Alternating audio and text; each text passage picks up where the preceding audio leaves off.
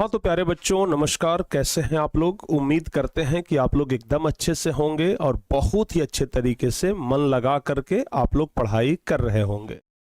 प्यारे बच्चे, हम लोग आज एक नए चैप्टर की शुरुआत करने जा रहे हैं, काव्य खंड का 11वां नंबर चैप्टर, जो कि एक बहुत ही शानदार चैप्टर है, बहुत ही बेजोड़ चैप्टर है।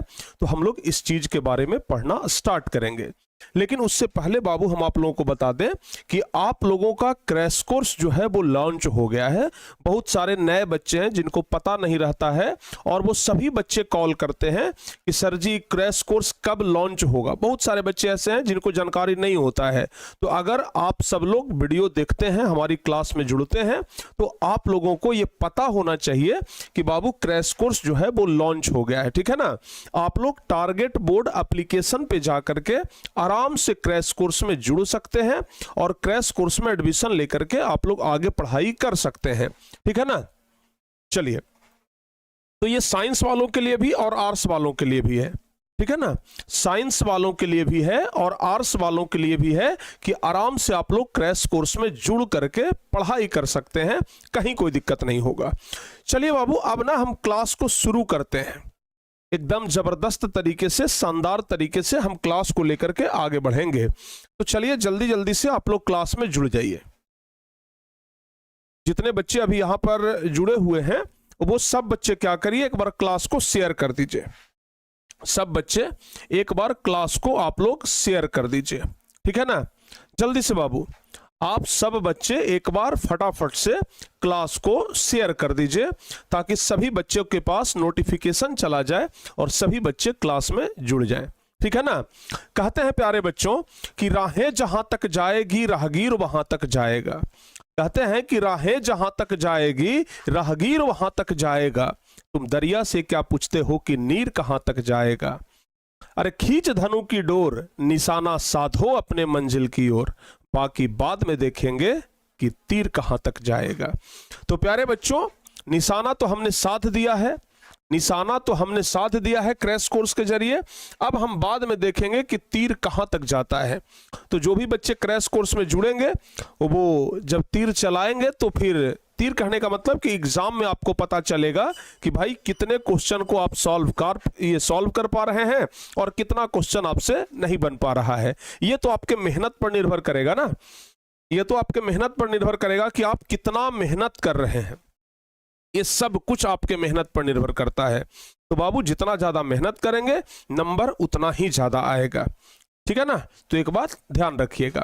चलिए, तो हम लोग प्यारे बच्चे क्या करते हैं कि अब क्लास को शुरू करते हैं। अच्छा देखिए, इस चैप्टर के जो कवि है ना वो है विनोद कुमार शुक्ल।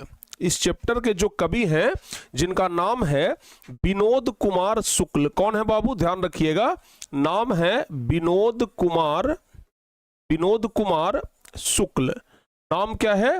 विनोद कुमार शुक्ल। ध्यान रखिएगा बाबू, इस चैप्टर के जो कवि हैं जिनका नाम क्या है, इनका नाम है विनोद कुमार शुक्ल।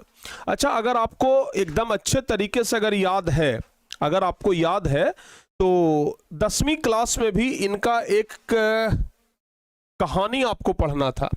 कोई बच्चे बता सकते हैं कौन सा कहानी था? 10वां क्लास में भी इनका एक कहानी आपको पढ़ना था। कोई बच्चे बताइए कि इनका कौन सा कहानी था? 10वां क्लास में भी विनोद कुमार शुक्ल का एक कहानी आपको पढ़ना था बाबू। आप लोग हमें फटाफट से बताइए कि वो कौन सा कहानी था। कहानी का ना नाम बता दीजिए बस आप हमें।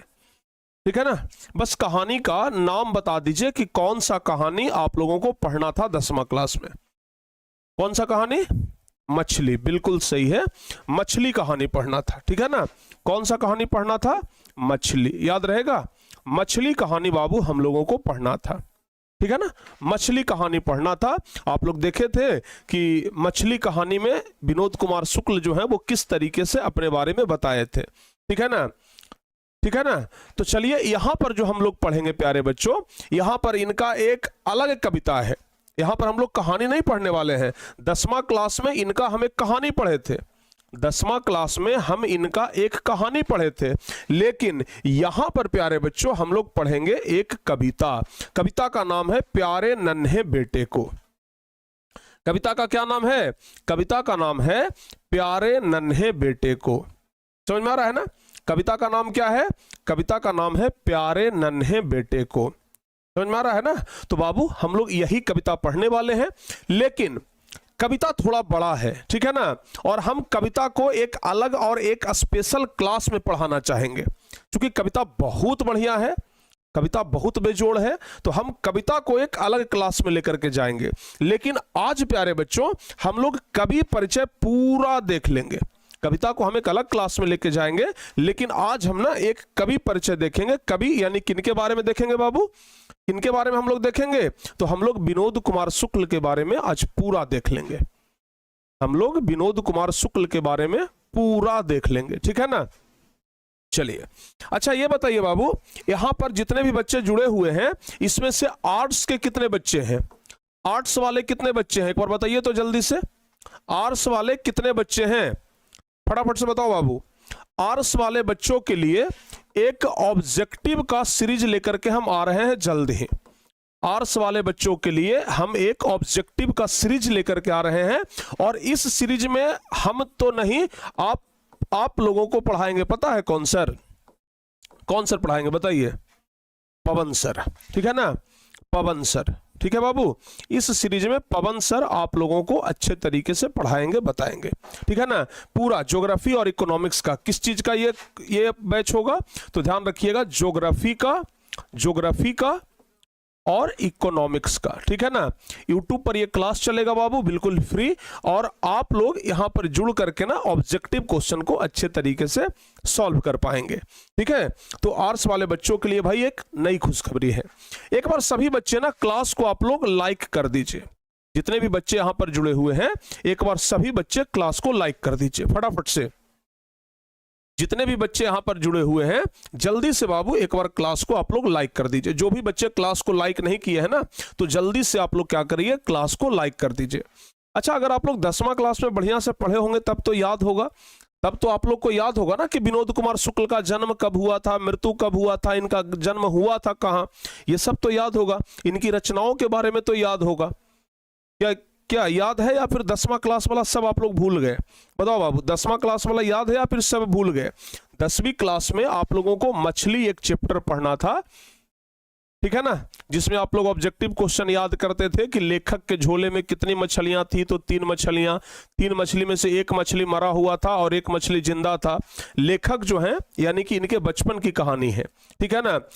ये क्या करते हैं कि लेखक के मछली में अपना परछाई देखते हैं, क्योंकि इनकी दीदी बताई थी कि अगर मछली जिंदा होता है तो उसकी आंख में परछाई दिखाई देता है, और अगर मछली जिंदा नहीं होता है तो परछाई दिखाई नहीं देता है। तो ये सब कुछ ना आप लोग मछली कहानी में पढ़े थे।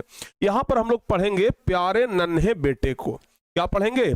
प्यारे नन्हे बेटे को, ठीक है ना, ध्यान रखिएगा। चलिए तो लेकर के आगे बढ़ते हैं। सर हम क्रैश कोर्स में जुड़ गए हैं, चलिए बहुत अच्छी बात है। अच्छा, कितने ऐसे बच्चे हैं इनमें से जो अभी क्रैश कोर्स में एडमिशन ले लिए हैं, और कितने ऐसे बच्चे हैं जो आगे यानी कि अभी लिए नहीं हैं लेकिन आगे क्रैश कोर्स में एडमिशन लेंगे? कितने ऐसे बच्चे हैं बताइए? कितने ऐसे बच्चे हैं जो क्रैश कोर्स में एडमिशन ले लिए हैं, और कितने ऐसे बच्चे हैं जो अभी लिए नहीं हैं बट आगे क्रैश कोर्स में एडमिशन लेंगे? बताओ बाबू, कितने ऐसे बच्चे हैं?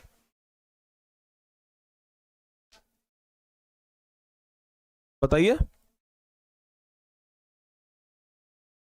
हाँ बताओ बाबू। आप में से बहुत सारे बच्चे ले लिए हैं और बहुत सारे बच्चे अभी नहीं लिए होंगे, तो अगर नहीं लिए हैं तो आप लोग आगे जरूर ले लीजिएगा, ठीक है ना। हाँ, दुर्गा पूजा के पहले तक ही प्यारे बच्चों यहाँ पर प्राइज जो है ना वो साइंस वाले बच्चों के लिए 299 है और आर्ट्स वाले बच्चों के लिए भी 299 है।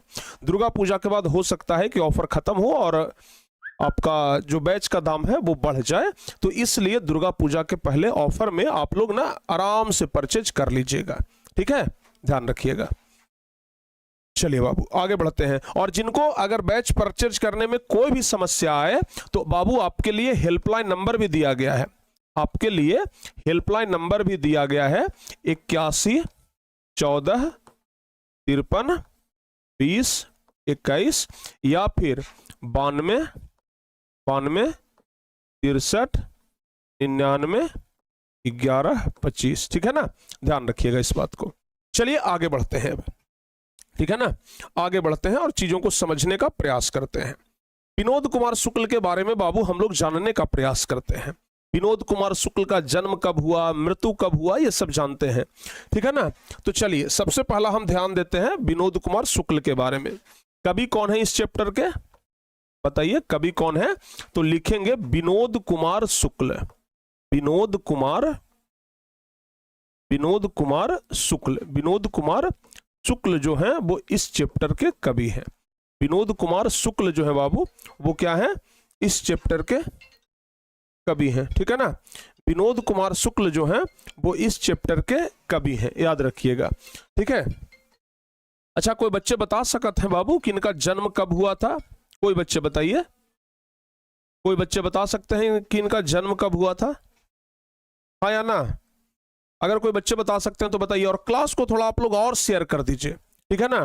क्लास को आप लोग बाबू और शेयर कर दीजिए, जल्दी से बताइए। कोई बच्चे बता सकते हैं, कोई भी बच्चे ऐसे हैं जो बता सकते हैं कि विनोद कुमार शुक्ल का जन्म कब हुआ था। कितने बच्चे को पता है कि विनोद कुमार शुक्ल का जन्म कब हुआ था?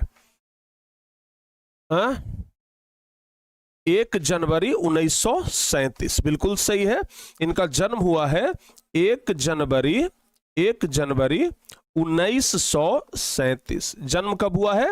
1 जनवरी 1937 को इनका जन्म हुआ है, ठीक है ना। हाँ 1 जनवरी 1937 को इनका जन्म हुआ है, ठीक है ना बाबू, याद रहेगा। 1 जनवरी 1937 को इनका जन्म हुआ है।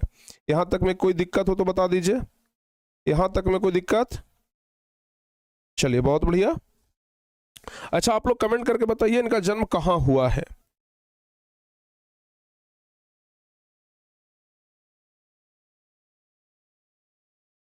चलिए बताइए बाबू इनका जन्म कहां हुआ है, कोई बच्चे ये भी बता दीजिए इनका जन्म कहां हुआ है, यानी कि इनका जन्म स्थान कहां है।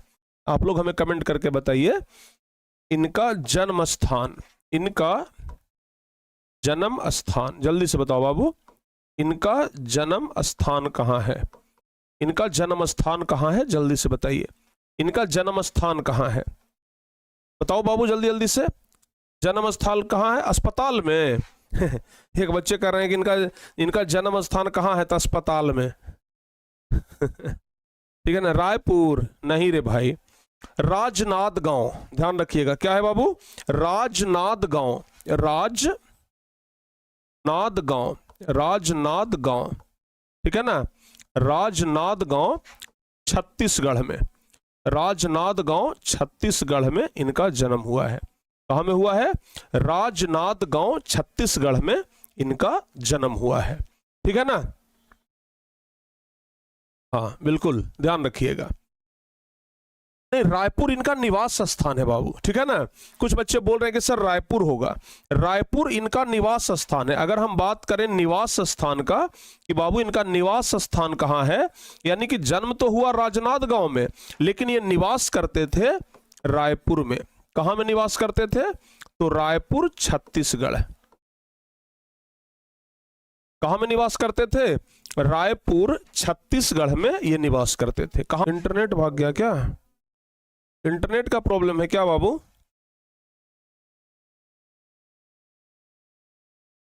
चलिए अब इनके काम के बारे में कुछ बताते हैं बाबू कि इन्होंने अपने जीवन में कौन कौन सा काम किया, ठीक है ना। इन्होंने अपने जीवन में कौन कौन सा काम किया, अब थोड़ा इनके काम के बारे में बताते हैं। अगर अच्छा काम को ही वृत्ति कहते हैं, क्या कहते हैं? वृत्ति। तो ध्यान रखिएगा इंदिरा गांधी कृषि विश्वविद्यालय में, कहां में बाबू? इंदिरा गांधी कृषि विश्वविद्यालय, ध्यान रखिएगा इंदिरा गांधी कृषि विश्वविद्यालय, इंदिरा गांधी कृषि विश्वविद्यालय, इंदिरा गांधी कृषि विश्वविद्यालय में, इंदिरा गांधी कृषि विश्वविद्यालय में एसोसिएट प्रोफेसर थे। एसोसिएट, इंदिरा गांधी कृषि विश्वविद्यालय में एसोसिएट प्रोफेसर क्या थे बाबू? ये एसोसिएट प्रोफेसर थे। इंदिरा गांधी कृषि विश्वविद्यालय में, इंदिरा गांधी कृषि विश्वविद्यालय में एसोसिएट प्रोफेसर थे बाबू, ये ध्यान रखिएगा। बाद में जाकर के ये साहित्यकार भी बन गए थे, ये भी आप लोगों को ना याद रखना है, ठीक है ना। हाँ, इनको बहुत सारा पुरस्कार भी मिला है। अब बात कर लेते हैं थोड़ा सा इनके पुरस्कार के बारे में, इनको कौन कौन सा पुरस्कार मिला। अब बात कर लेते हैं इनको कौन कौन सा पुरस्कार मिला इसके बारे में। तो ध्यान रखिएगा, रघुवीर सहाय स्मृति पुरस्कार, कौन सा पुरस्कार मिला है इनको, ध्यान रखिएगा, रघुवीर सहाय, रघुवीर सहाय, रघुवीर सहाय स्मृति पुरस्कार, रघुवीर सहाय स्मृति पुरस्कार। क्या मिला है, रघुवीर सहाय स्मृति पुरस्कार से इनको सम्मानित किया गया है बाबू, ठीक है ना। इनको रघुवीर सहाय स्मृति पुरस्कार से सम्मानित किया गया है। कब किया गया था, 1992, नहीं ध्यान रखिएगा 1997 को बाबू, ठीक है ना, 1997 को कब किया गया है, रघुवीर सहाय स्मृति पुरस्कार 1992 के 92 में ही किया गया है। 1992 कब किया गया है, 1992 को किया गया है, रघुवीर सहाय स्मृति पुरस्कार से पुरस्कृत, ठीक है ना, समझ में आ रहा है। तेज ऐप पे एक फिल्म देखिए भाई, 12वीं वाला प्यार, सारा एक नंबर, समझ में आ रहा है ना, बताओ बाबू समझ समझ में आ रहा है कि नहीं आ रहा है, बताइए।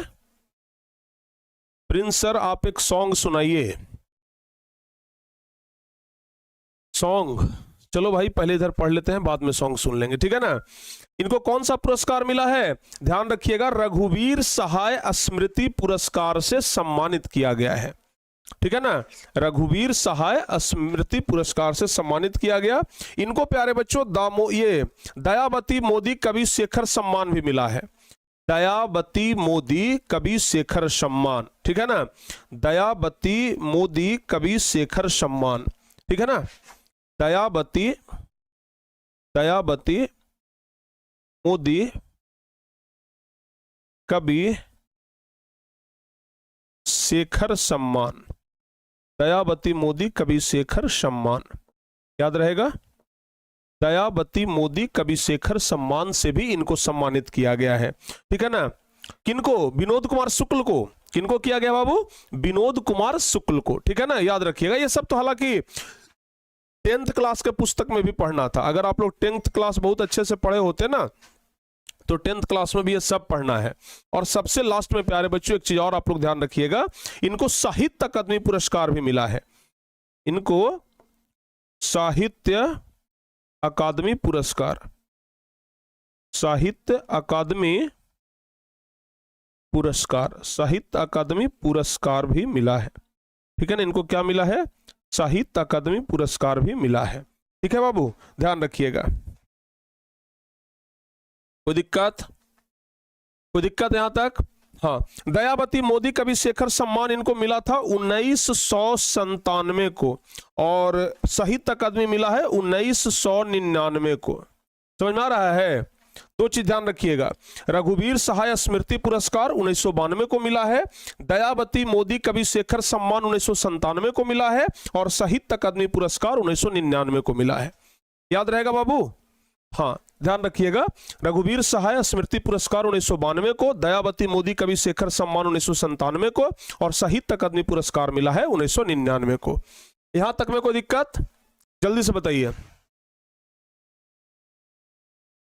यहां तक में कोई दिक्कत है बाबू तो एक बार फटाफट से बता दीजिए, कोई दिक्कत नहीं ना है। अभी तक हम आपको क्या बताएं, कवि जो है वो है विनोद कुमार शुक्ल, इस चैप्टर के कवि, यानी कि ये चैप्टर कौन सा है बाबू, ये चैप्टर है आपका, ये चैप्टर है आपका ये वाला, प्यारे नन्हे बेटे को, प्यारे नन्हे बेटे को। ये कविता इतना बढ़िया है, इतना मजेदार है कि जब आप इस कविता को पढ़ेंगे ना तो सचमुच में मजा आ जाएगा। जब आप इस कविता को पढ़ेंगे और उसका अर्थ जब जानेंगे कविता का, तो भाई मजा आ जाएगा कविता का अर्थ सुनकर के, इतना जबरदस्त इस कविता का अर्थ है, प्यारे नन्हे बेटे को। तो इसके बारे में तो हम आपको पढ़ाएंगे ही, ठीक है ना, एकदम स्पेशल इसका क्लास लेकर के एकदम आपको पढ़ाएंगे, ठीक है। चलिए, तो अभी तक हम आपको क्या बताए, इस चैप्टर के कवि कौन है, विनोद कुमार शुक्ल है कवि। कवि कौन है, विनोद कुमार शुक्ल है। इनका जन्म कब हुआ, तो 1 जनवरी 1937 को इनका जन्म होता है, 1 जनवरी 1937 को इनका जन्म हुआ, और जन्म स्थान इनका है राजनांदगांव छत्तीसगढ़। जन्म स्थान कहाँ है? जन्म स्थान है इनका राजनांदगांव छत्तीसगढ़। अच्छा, निवास कहाँ करते थे? तो निवास करते थे रायपुर छत्तीसगढ़ में। निवास कहाँ करते थे? रायपुर छत्तीसगढ़ में।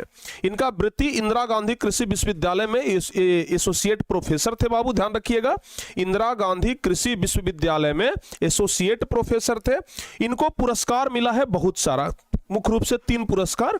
एक है रघुवीर सहाय स्मृति पुरस्कार जो कि 1992 में है, दयावती मोदी कवि शेखर सम्मान 1997 को मिला है, और साहित्य अकादमी पुरस्कार इनको 1999 को मिला है। इतना बाबू आप लोगों को याद रखना है।